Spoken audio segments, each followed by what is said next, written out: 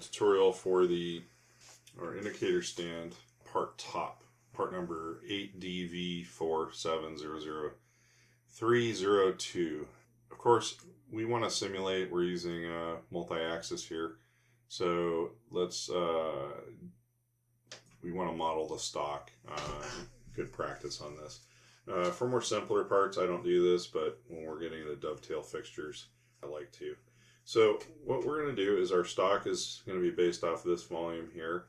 The stock we have available is 1 inch by 2 inch material, bar stock, and we're going to cut it 3 inches and 400 thousandths long. So let's start with drawing a sketch. We're going to go ahead and sketch on the top of our material here, our part here. We'll go ahead and just draw a volume. And in this orientation, there's a bunch of ways you can approach this. We're going to put in our length here of 3.4, and then our height is going to be 2 inches, I believe. Okay, so our part should fit in that volume. Now, if we want to center this box, a real quick way to do that is to go from corner to corner on our sketch. We'll right click on that, make it construction geometry. And then we can draw another line from center of edge to center of edge on our part. Now we should be able to go from midpoint to midpoint, and that'll center our stock in that axis. Okay, now we're going to go to the extrude command under solids and finish sketch. And we're going to pick our volume that we're going to extrude. Now, because we drew it on that plane, we've got to include the holes. What we're going to do is we're going to extrude in 2 directions. The one direction, so 2 sides, and the one direction is going to be 30 thousandths. We're going to leave 30 thousandths to remove off the exterior face. Okay, and then we're going to take and go the opposite direction, 1 inch minus 0.03. Okay, you notice it turns red because it thinks that we want to cut material away. What we want to do is we want to create a new body. Okay, we'll hit OK. Alright, so if we go to bodies, we should have 2 different bodies. We have the part, and then we have our stock. So let's label this now, stock. Now why don't we go ahead and label this one the part number. So 8DV4700302. Well, it looks like I got those backwards. Let's fix that. Copy. Paste. Sorry about that.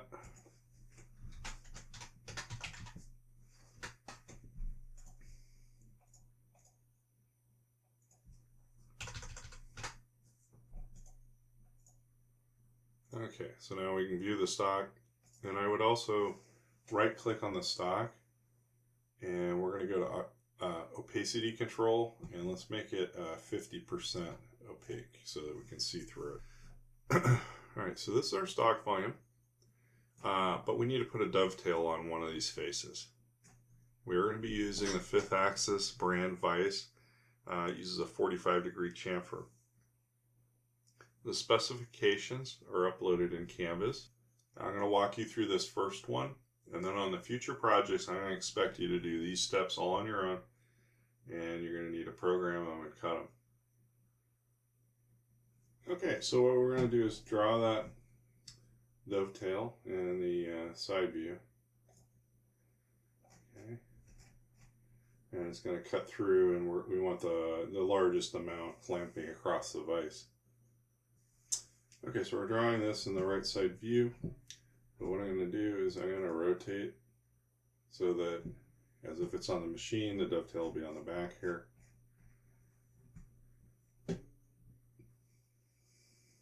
And let's look at our geometry here. So the system says that we need to have a dovetail, and a dovetail has to be 80 thousandths, so the difference between the two planes here. And they want a minimum of a 1/4 inch flat for the rest on the top of the vise. If we look at one of the following pages, it says that you should have a minimum of 75%. Yeah, it says that we recommend the dovetail should not be less than 75% of the width of the stock, but it can be wider. Okay, so if our stock dimension A is 2 inches, we take 2 times 0.75, and that gives us an 1.5 inches with a 1/2 inch or a 1/4 inch on each side. Let's draw our dovetail feature. We're going to start with a line. We're going to start on the edge of the part. We're going to come in, we're going to do our angle, and we're going to do a 10 thousandths vertical. We're going to go horizontal, go up another 10 thou. Here's our 45, and then back over to the edge of the part. And it looks like we might not get a vertical line there, so we're going to fix that.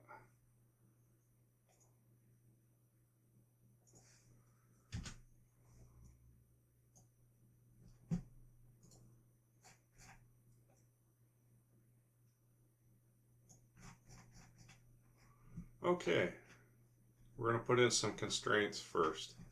So we're going to go to the collinear, and we're going to make the two lands where it rests on the vise collinear to each other. Then we're going to go to the equal command, and we're going to make this little vertical line equal on both sides.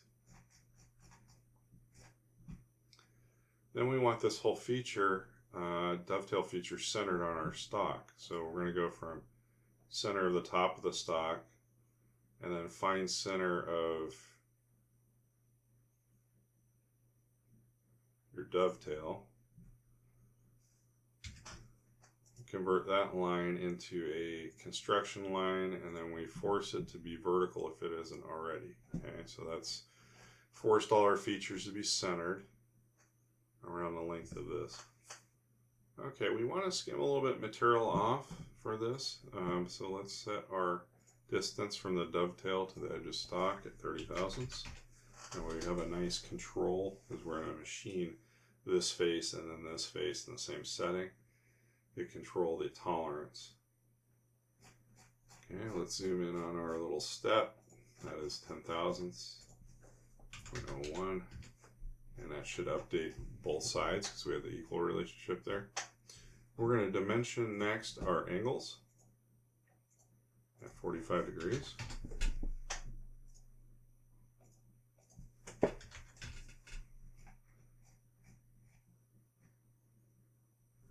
And then we're going to set the width of our top at 1.5. Now let's double check the length of these lands. Remember, we want this to be 75%, but our lands need to be at least 1/4 inch to see what we have here. And they're a little bit over 1/4 inch. They're 345 thousandths, so that's good. Now we just need to dimension the height from the top to the bottom of the dovetail, which is at 80 thousandths according to the specifications. I'm going to hit finish sketch. Let's look at it at an angle. And then we're going to do an extruded cut to remove the material. So you can either use the push command or the extrude. I'm in the habit of using extrude. Select the profile we want. We're going to turn it into a cut. We're going to go through all, and we're going to flip the direction. Hit OK. And then there's our stock. At this point, we're ready to program. And I've decided you're going to each individually program your stock, so we'll move on to that next. And we'll give you the standard cutter we're going to be using for that. Okay, so now we are going to do the dovetail operations. And so we have our stock volume modeled. We're going to right click and we're going to do a new setup. And for this, so the model is going to be, in this case, the actual stock. The stock tab, we're going to set it as relative size box. We're going to add stock to all sides. And in X and Y, we're actually going to have 0 in those values. But in Z plus, we're going to put our 0.03 30 thousandths of stock that we built into our part. Let's go back to the setup tab. We're not going to use model orientation. We're going to use Z-axis plane and X-axis.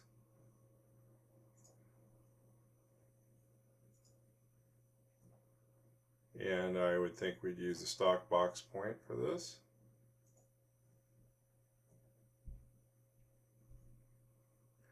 And you could use the geometry top for this, or geometry bottom. I prefer geometry bottom. You'll have to put a 1, 2, 3 block on top of the parallels. Set your origin on top of the 1, 2, 3 block, and then shift it down 1 inch to derive at that location. The advantage of this is you put your stock in, it's going to mill it to the height. The stock varies, it's always in the same height, as opposed to probing the top of the part and always adjusting for the height to have a common thickness. Now our next step is to go to the post-process tab, and we were going to call this 3021. And it's the last 3 digits of the part number, and this is going to be op 1 to the VF1. And we're just going to use works offset 1. It's semantics. It's going to be G54, whether you put 1 or 0 there. Let's hit OK.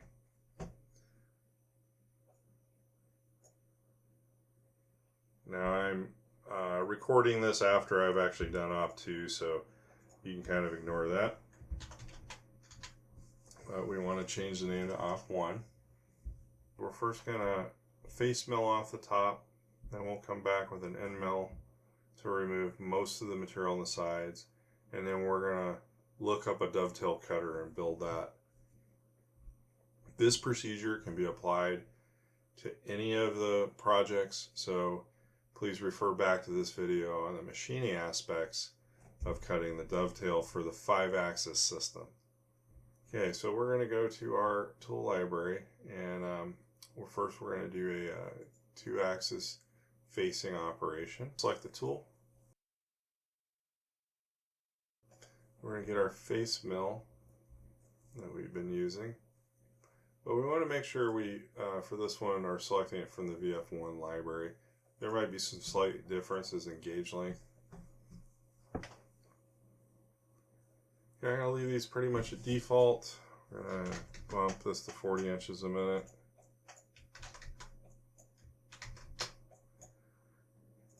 And 20.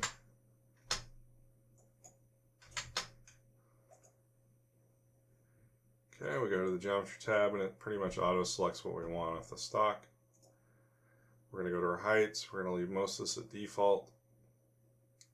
We are going to go to model top. We're going to passes. Pass extension 1.5 inches would be your minimum. 1.75. We're going to go a little bit farther. It's a little over half the diameter of the cutter. Step over is fine. We'll pretty much hit this in one pass.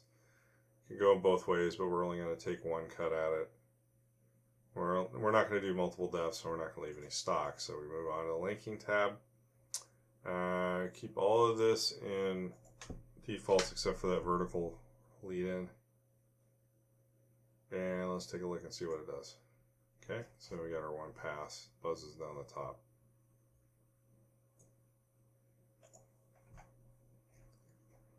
Alright, this land here is approximately 1/4 of an inch from the undercut here. So we can easily cut that with a 1/4 inch cutter. So we're going to go to 2D contour.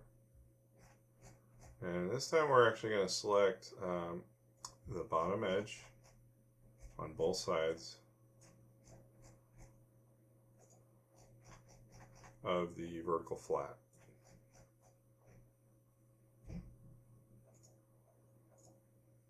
And we're going to go to our tool library. We're going to use the VF1 library. We're going to use a 1/4 inch end mill. 4,000 RPM. We're going to go 20 inches a minute.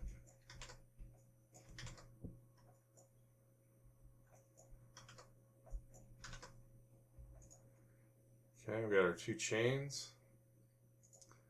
We're going to our heights. We're going to deselect stock on here and go to model for both, since we've already cut off the top of the stock.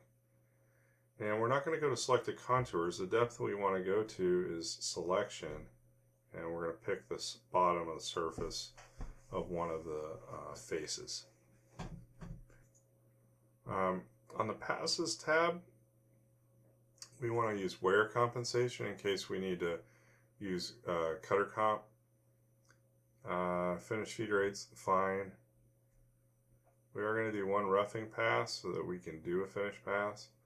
And our maximum step over is going to be 80% of the cutter diameter. So 0.25 times 0.8 is 200 thousandths. Maybe got a little bit higher, but 1 step over, we're only do 1 depth. And our finish step over, we want that to be a little smaller at 0.01.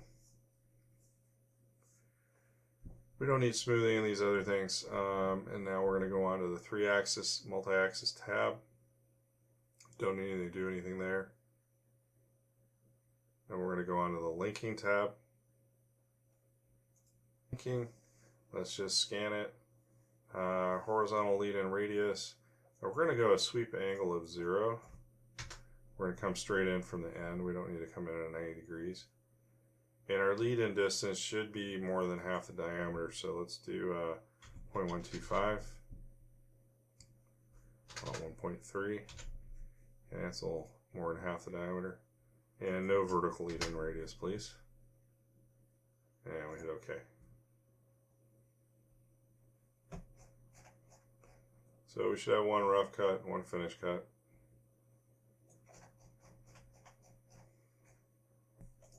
Okay, now we're going to build a tool. So we are going to use a Harvey tool. Okay, so we're going to go to our tool library.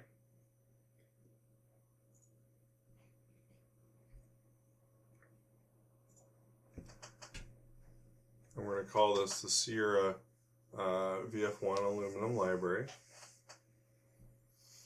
And what we want to do is we want to actually look in the Fusion library to see if we already have a cutter that we can modify.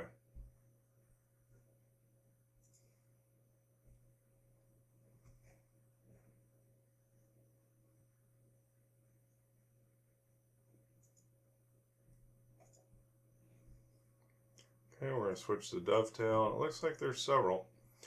The Harvey tool we have in our library is this one here, tool number 928432. If you look for that on Harvey's website, it's just this URL here. I'll try to put a link in the assignment. To set this up, I would suggest using this existing tool, and we're going to change the configuration of it. So our cutter diameter on this is a 1/2 inch. So we're going to go ahead and select this 1/2 inch cutter that's already looks like it's a 90 degree included angle, which is 45. And let's copy that tool and go to our Sierra VF1 library. And we're going to paste that tool. And now we're going to edit this tool. Okay, so we got a 1/2 inch diameter, 90-degree included angle dovetail mill. Our vendor is Harvey, so we'll go and put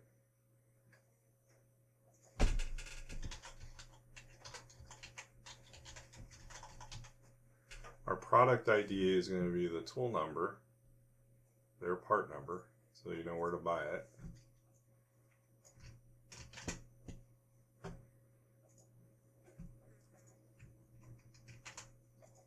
And then if you have a link, it's helpful to put that there. So we do.